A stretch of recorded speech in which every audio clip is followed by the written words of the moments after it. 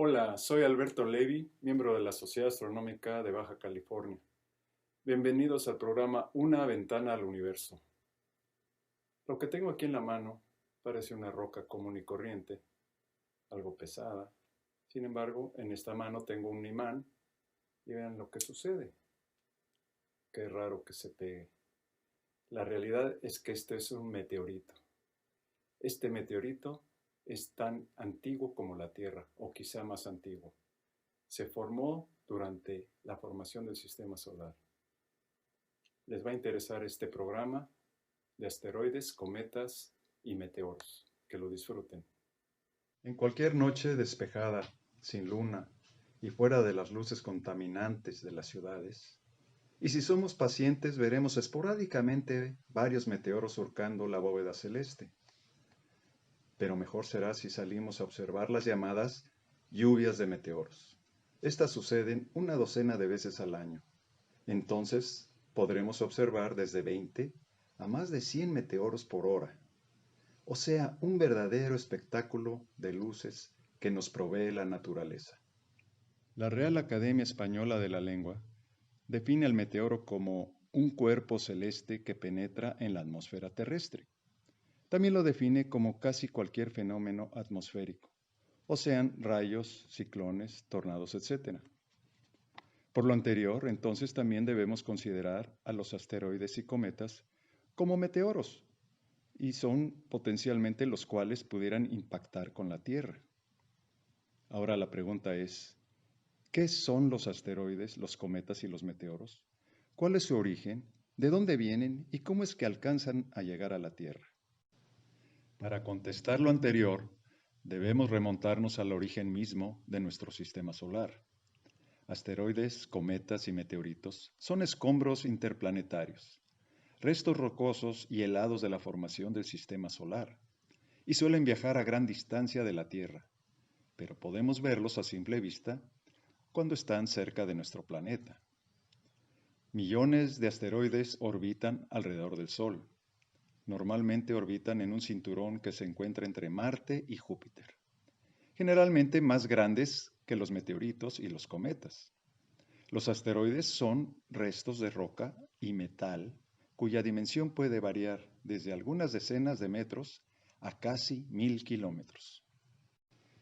Los asteroides son cuerpos menores que orbitan alrededor del Sol a distancias inferiores a la órbita de Neptuno. La mayoría está situada entre las órbitas de Marte y Júpiter. Tienen tamaños reducidos y formas irregulares, salvo algunos de mayor tamaño como Palas, Vesta o Higía, que tienen formas ligeramente redondeadas. Se originaron a partir de la colisión de cuerpos mayores, que no llegaron a conformar un planeta por la influencia gravitatoria de Júpiter. El primer investigador que se ocupó del hueco que había entre las órbitas de Marte y Júpiter fue Johannes Kepler. Kepler formuló la hipótesis de que debía de existir un planeta desconocido en ese espacio. Posteriormente, otros científicos retomaron la cuestión. Isaac Newton, por ejemplo, opinaba que tanto Júpiter como Saturno habían sido puestos por la influencia divina en el exterior del sistema solar para no perturbar las órbitas de los planetas interiores. Ya en el siglo XVIII, varios astrónomos estaban dispuestos a creer en la existencia de múltiples planetas desconocidos en el sistema solar. Sin embargo, fue Johann Daniel Titius que en 1766, el primero en aportar la explicación para la distancia entre las órbitas de Marte y Júpiter, que con el tiempo se conocería como la ley de Titius-Bode. La relación numérica atrajo la atención de Johann Bode, quien no dudó en su validez y la publicó en 1772. El descubrimiento de Urano por William Herschel en 1781, a la distancia que vaticinaba la ley, fue confirmación definitiva de su fiabilidad y reforzó la creencia en la existencia de un planeta entre Marte y Júpiter. Durante siglos, astrónomos, físicos y matemáticos se preguntaron por el enorme vacío que había entre las órbitas de Marte y Júpiter, pero no fue hasta el siglo XIX que Giuseppe Piazzi dio una primera respuesta al descubrir el asteroide Ceres. Para el siglo siguiente, los astrónomos ya conocían miles de asteroides, principalmente agrupados en el cinturón de asteroides. Con la llegada de las búsquedas automatizadas a fines del siglo XX y principios del siglo XXI, el número de asteroides conocido se disparó. En 2012 había más de 600.000 órbitas computadas. Los asteroides cercanos a la Tierra, conocidos en inglés como Near Earth Asteroids, son todos aquellos objetos astronómicos que tienen una órbita cercana a la Tierra y no son cometas. Hay más de 10.000 asteroides conocidos con estas características, con diámetros que varían desde 1 metro a los aproximadamente 32 kilómetros de longitud. Hay unos 1.000 asteroides que superan el kilómetro. Eros fue el primer asteroide de este grupo en ser descubierto. Parte de estos cuerpos son residuos de cometas extinguidos. Otros similares se cree que se originaron en el cinturón de asteroides, donde la influencia gravitatoria de Júpiter los expulsa al sistema solar interior. Fue después del invento del telescopio cuando los astrónomos comenzaron a estudiar a los cometas con más detalle, advirtiendo entonces que la mayoría tienen apariciones periódicas. Edmund Halley fue el primero en darse cuenta de ello y pronosticó en 1705 la aparición de un cometa recurrente, para el cual calculó que tenía un periodo de 76 años. Aunque murió 10 años antes de comprobar su predicción, el famoso cometa lleva su nombre. Debido a su pequeño tamaño y órbita muy alargada, los cometas solo son posible verlos cuando están cerca del Sol y por un corto periodo de tiempo. Los cometas son generalmente descubiertos de manera visual o usando telescopios de campo ancho u otros medios de magnificación espacial óptica, tales como los binoculares. Con las nuevas tecnologías existen telescopios robóticos que escanean continuamente el cielo en búsqueda de cometas y asteroides. Los cometas provienen principalmente de dos lugares: la nube de Oort, situada entre 50.000 y 100.000 unidades astronómicas del Sol, y el cinturón de Kuiper, siendo la unidad astronómica la distancia entre la Tierra y el Sol. Se cree que los cometas de largo periodo tienen su origen en esa frontera extrema del sistema solar. Esta nube consiste de restos de la condensación de la primitiva nebulosa solar. Esto también significa que muchos de los cometas que se acercan al Sol siguen órbitas elípticas tan alargadas que solo regresan al cabo de miles de años. En cuanto al cinturón de Kuiper, se localiza más allá de la órbita de Neptuno. Ahí es donde se encuentran un gran conjunto de cometas a una distancia al Sol entre 30 y 100 unidades astronómicas, y recibe su nombre en honor a Gerard Kuiper, que predijo su existencia en la década de 1960. Los cometas son comparados con enormes bolas de nieve sucia y están compuestos de rocas, de hielo, de polvo, de dióxido de carbono y metano, así como otros gases congelados. A medida que empiezan a viajar hacia el Sol, empiezan a deshacerse. El calor solar vaporiza el hielo, dejando un halo de polvo y gas alrededor del núcleo del cometa, llamado coma. A medida que se acercan a la órbita de Marte, los cometas empiezan a formar colas de polvo y plasma, que llegan a tener longitudes de varios millones de kilómetros. Conforme los cometas van acercándose al Sol, el dióxido de carbono se va sublimando, o sea, evaporando, y a través de varias órbitas alrededor del Sol irán perdiendo volumen, disminuyendo su magnitud. Y cuando se acaben los últimos materiales volátiles, se convertirá en un asteroide normal, ya que no podrá volver a recuperar masa. Ejemplos de cometas sin materiales volátiles son el Pizarro y Don Quijote. Los cometas con un mayor contenido de polvo han sido denominados bolas sucias de hielo. El término bolas de polvo heladas surgió tras la observación de la colisión del cometa 9P Tempel 1 con la sonda impactora enviada por la misión Deep Impact de la NASA en julio del 2005. La superficie del núcleo es generalmente seca, polvorienta o rocosa, lo que sugiere que los hielos están ocultos bajo la corteza superficial de varios metros de espesor. Además de los gases ya mencionados, los núcleos contienen una variedad de compuestos orgánicos que pueden incluir metanol, cianuro de hidrógeno, formaldehído, etanol y quizá moléculas más complejas como hidrocarburos de cadena larga y aminoácidos. En 2009 se confirmó que se había encontrado el aminoácido glicina en el polvo de cometa recuperado por la misión Stardust de la NASA. En agosto de 2011 se publicó un informe basado en estudios de la NASA sobre meteoritos encontrados en la Tierra, que sugería que los componentes de ADN y del ARN, o sea, adenina, guanina y moléculas orgánicas relacionadas, podrían haberse formado en asteroides y cometas. La sonda espacial Kyoto descubrió que el núcleo del cometa Halley refleja alrededor del 4% de la luz que incide sobre él. El calentamiento solar expulsa los volátiles más ligeros y compuestos químicos, dejando atrás compuestos orgánicos más grandes que tienden a ser muy oscuros, como el alquitrán o el crudo. La baja reflectividad de las superficies cometarias hace que absorban el calor que impulsa sus procesos de desgasificación. Las corrientes de polvo y gas así liberadas forman una enorme y extremadamente delgada atmósfera alrededor del cometa, llamada coma. La fuerza ejercida sobre la coma por la presión de radiación del Sol y el viento solar hace que se forme una enorme cola que apunta hacia el exterior del Sol.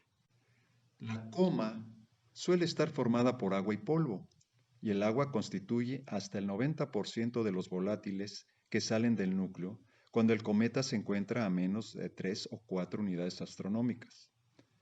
La molécula del agua, H2O, se destruye principalmente por fotodisociación y en mucho menor medida por fotoionización, lo cual genera la cola de color azul de plasma del cometa, y esta cola siempre apunta en dirección contraria al Sol. Las partículas de polvo más grandes se quedan a lo largo de la trayectoria orbital del cometa, mientras que las más pequeñas son empujadas lejos del Sol hacia la cola del cometa por la presión del viento solar. Aunque el núcleo sólido de los cometas suele tener menos de 60 kilómetros, la coma puede tener miles y miles de kilómetros. Por ejemplo, aproximadamente un mes después de un estallido, en octubre del 2007, el cometa 17P Holmes tuvo brevemente una tenue atmósfera de polvo más grande que el Sol. El gran cometa de 1811 también tenía una coma equivalente al diámetro del Sol. El agua, en estado sólido, como componente de los cometas, sugiere la teoría de que el agua que hay en la Tierra fue en gran parte generada por impactos cometarios durante la formación del sistema solar. El cometa Shoemaker-Levy 9 o SL9, como suele abreviárselo, fue un cometa que colisionó con Júpiter en 1994, proporcionando la primera observación directa de una colisión extraterrestre entre objetos del sistema solar. Esto generó una gran cobertura en los medios de comunicación hasta tal punto que el SL9 se hizo popular y fue observado por astrónomos de todo el planeta, dada su importancia a nivel científico. Asimismo, los impactos proporcionaron nueva información sobre Júpiter y destacaron su papel en la reducción de objetos del sistema solar interior. En julio de 1992, la órbita del Shoemaker-Levy 9 pasó junto al límite de Roche de Júpiter, y las fuerzas de marea presionaron hasta destrozar al cometa, que posteriormente fue observado como una serie de 21 fragmentos de hasta 2 kilómetros de diámetro, los cuales terminaron chocando con el hemisferio sur de Júpiter entre los días 16 y 22 de julio de 1994, a una velocidad aproximadamente de 60 kilómetros por segundo. Cada choque generó una cicatriz, esto es, una mancha oscura, cada una equivalente al tamaño de la Tierra, y se mantuvieron ahí durante varios meses, incluso hasta la llegada de la misión espacial Galileo. A partir de abril del 2021, hay 4.595 cometas conocidos. Es un número que aumenta constantemente a medida que se descubren más. Sin embargo, esto representa solo una pequeña fracción de la población total y potencial de cometas, ya que se estima que la reserva de cuerpos similares a cometas en el sistema solar es de 1 billón. Aproximadamente un cometa al año es visible a ojo desnudo, aunque muchos de ellos son débiles y poco espectaculares. Los cometas han sido visitados por sondas no tripuladas como la Rosetta de la Agencia Espacial Europea, que se convirtió en la primera en aterrizar una nave espacial robótica en un cometa, y el Deep Impact de la NASA, que voló un cráter en el cometa Tempel 1 para estudiar su interior. Sin embargo, aún sin acceso a un equipo óptico, es posible descubrir un cometa rasante solar en línea, si se dispone de una computadora y conexión a Internet. En los años recientes, el Observatorio Rasante Virtual de David, o sea, el DVSO, ha permitido a muchos astrónomos aficionados de todo el mundo descubrir nuevos cometas en línea, frecuentemente en tiempo real, y usando las últimas imágenes del telescopio espacial SOHO. Un caso reciente, 28 de noviembre del 2013, de un cometa rasante, resultó volatilizado al aproximarse al Sol, y fue el cometa ISON, que procedía probablemente de la nube de Oort. Se llama meteorito cuando alcanza la superficie de un planeta debido a que no se desintegra por completo en la atmósfera. La luminosidad dejada al desintegrarse se denomina meteoro y se emplea para describir el destello luminoso que acompaña a la caída de materia del sistema solar sobre la atmósfera terrestre. Dicho destello se produce por la incandescencia temporal que sufre el meteoro a causa de la presión de choque donde el aire atmosférico se comprime al chocar con el cuerpo, y al aumentar la presión aumenta la temperatura, misma que se transfiere al meteoro. Esto ocurre generalmente a alturas entre 80 y 110 kilómetros sobre la superficie de la Tierra. Los meteoritos, también llamados estrellas fugaces, son especialmente útiles para los geólogos, pues son muestras de los cuerpos planetarios, principalmente de los asteroides. Los meteoritos más antiguos son residuos de los primeros procesos que tuvieron lugar en nuestro sistema solar hace 4.600 millones de años. Los meteoritos se nombran siempre del lugar en donde fueron encontrados, generalmente una ciudad próxima o alguna característica geográfica. En los casos donde muchos meteoritos son encontrados en un mismo lugar, el nombre puede ser seguido por un número o letra. Por ejemplo, Allan Hills 84001, un meteorito expulsado de Marte y fue descubierto en la Antártida. La mayoría de los meteoroides se desintegran al incorporarse en la atmósfera de la Tierra. No obstante, se estima que 100 meteoritos de diverso tamaño, desde pequeños guijarros hasta grandes rocas del tamaño de una pelota de baloncesto, entran en la superficie terrestre cada año y normalmente solo 5 o 6 de estos son recuperados y son descubiertos por científicos. Hasta el siglo XX, solamente algunos hallazgos de cientos de meteoritos habían sido realizados por arqueólogos. De estos, 80% fueron meteoritos metálicos o metalorrocosos, que se distinguen fácilmente de las rocas terrestres. Hasta hoy en día se descubren cada año pocos meteoritos rocosos, que pueden considerarse como hallazgos accidentales. Ahora existen más de 30.000 hallazgos de meteoritos en las colecciones del mundo. Se estima que un total de aproximadamente 40.000 toneladas de material extraterrestre cae a la Tierra cada año, pero la gran mayoría está en forma de pequeños granos de polvo. Por supuesto, casi todas las caídas de meteoritos no se observan porque caen en el mar o en áreas despobladas. La primera gran tormenta de meteoros en la era moderna fueron las Leónidas de noviembre de 1833, una estimación de la tasa máxima fue de más de 100.000 meteoros por hora. Cuando la Tierra, en su movimiento de traslación alrededor del Sol, cruza las órbitas de varios cometas, encontrándose con muchos meteoroides por espacio de varios días, siendo que durante un día de máxima se produce el mayor encuentro de meteoros, penetrando nuestra atmósfera, y estas a velocidades de 40 a 70 kilómetros por segundo. Debido a que las partículas de la lluvia de meteoros viajan todas en trayectorias paralelas y a la misma velocidad. A un observador de abajo le parecerá que todas irradian desde un solo punto en el cielo.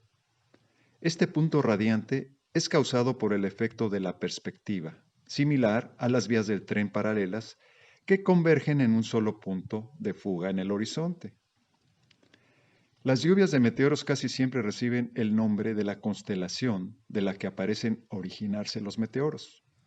Este punto fijo se mueve lentamente por el cielo durante la noche debido a que la Tierra gira sobre su eje. La misma razón por la que las estrellas aparecen marchar lentamente en el cielo. Interesante y atractivo es salir a observar una lluvia de meteoros. No se requiere de ningún instrumento óptico más que de nuestros propios ojos. Seleccionar un lugar sin contaminación lumínica de las ciudades, ir bien abrigado y quizá llevar alguno de esos catres ligeros para acostarse y tener un campo amplio de visibilidad. Los meteoros aparentan llegar de la constelación Huésped y esa constelación de la que se deriva el nombre de la lluvia meteórica permitirá observar la mayor cantidad de meteoros al avanzar la noche y al culminar la constelación. Pocos meteoritos son lo bastante grandes para crear cráteres que evidencien un impacto. En vez de esto, solo llegan a la superficie a su velocidad terminal de caída libre, y la mayoría tan solo crea un hoyo pequeño. Sin embargo, algunos de los meteoritos que caen han causado daños a inmuebles, ganado e incluso a la gente. La fuerza de tales colisiones tiene el potencial de causar una destrucción extensa. Los choques a hipervelocidad más frecuentes normalmente son causados por un meteorito metálico, los cuales son más resistentes y transitan intactos en la atmósfera terrestre. Algunos ejemplos de cráteres causados por meteoroides metálicos incluyen el cráter Barringer. El cráter Barringer en Arizona se ubica a una elevación de 1.740 metros sobre el nivel del mar y tiene un diámetro de aproximadamente 1.200 metros y casi 170 metros de profundidad. Se estima que el impacto que produjo el cráter ocurrió hace 50.000 años y fue provocado por un objeto de unos 50 metros de largo que viajaba a una velocidad aproximadamente de 12 kilómetros por segundo. Aunque tales acontecimientos no son frecuentes, pueden provocar una considerable conmoción. El famoso evento de Tunguska probablemente resultó de tal incidente en la mañana del 30 de junio de 1908. La explosión sobre la taiga siberiana oriental, escasamente poblada, aplastó aproximadamente 80 millones de árboles en un área de 2.150 kilómetros cuadrados de bosque. Y los informes de testigos presenciales sugieren que al menos 3 personas pudieron haber muerto en el evento.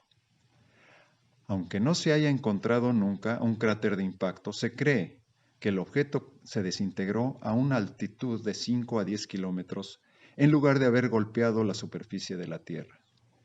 Recientemente, un pequeño meteoro de unos 20 metros de largo explotó sobre la ciudad rusa de Chelyabinsk el 15 de febrero del 2013. La explosión fue similar a una bomba nuclear, donde la onda de choque generada reventó cristales y puertas en edificios, lastimando a 1.200 personas. Fue tan brillante el destello que superó a la luz solar. Los cometas y asteroides que circulan en órbitas cercanas a nuestro planeta, también conocidos como objetos próximos a la Tierra, pueden provocar catástrofes en el globo terráqueo. Según el centro de la NASA, que se dedica al estudio de estos objetos, han identificado a más de 16.000 asteroides en las cercanías de la Tierra. El sistema antimisiles norteamericano detecta muchas veces la entrada a la atmósfera de meteoros, confundiéndolos con misiles de países enemigos, lo que genera una falsa alarma al no diagnosticar correctamente la causa. La Oficina de Asuntos del Espacio Ultraterrestre se ha ocupado de los objetos próximos a la Tierra y considera que es necesaria una respuesta internacional ante esa amenaza. Abordar esta cuestión, incluida la identificación de objetos que podían colisionar con nuestro planeta y la preparación de medidas para mitigar los efectos, requiere de una acción coordinada de la comunidad internacional para salvaguardar la seguridad pública. El asteroide Apophis, con una órbita próxima a la Tierra, en diciembre del 2004 algunas observaciones indicaban una probabilidad relativamente alta de colisión con la misma Tierra. Para el año 2029 esto iba a suceder. Sin embargo, observaciones adicionales ayudaron a mejorar el cálculo de la órbita. Tras el acercamiento del 9 de enero del 2013, el Laboratorio de Propulsión a Chorro de Pasadena, California, de la NASA, descartó la posibilidad de una colisión de este asteroide, tanto en el 2029 como en el 2036, demostrando remota la posibilidad de un impacto con la Tierra o la Luna para esos años. A la hora de detener un asteroide antes de que colisione en la Tierra, el tiempo de antelación es muy importante, con años o incluso décadas para prepararnos. Los humanos podríamos desviar de su rumbo hasta los asteroides más grandes. Pero la NASA planea hacerlo de verdad, chocar un asteroide para desviar su rumbo y defender la Tierra. La misión se llama DART, sigla de Double Asteroid Redirection. La nave DART impactará un asteroide llamado Didymos B, que integra un sistema binario. Ninguno de estos asteroides representa un riesgo actual para la Tierra, pero la NASA espera demostrar y medir el desvío en la órbita de Didymos B como consecuencia del choque. Debemos ser optimistas y confiar en el ingenio humano, y que desarrollará lo necesario para proteger la casa de todos. Así que démosle al futuro de la Tierra nuestra mejor cara. Muchas gracias, espero lo hayan disfrutado. Nos vemos en la próxima Ventana al Universo.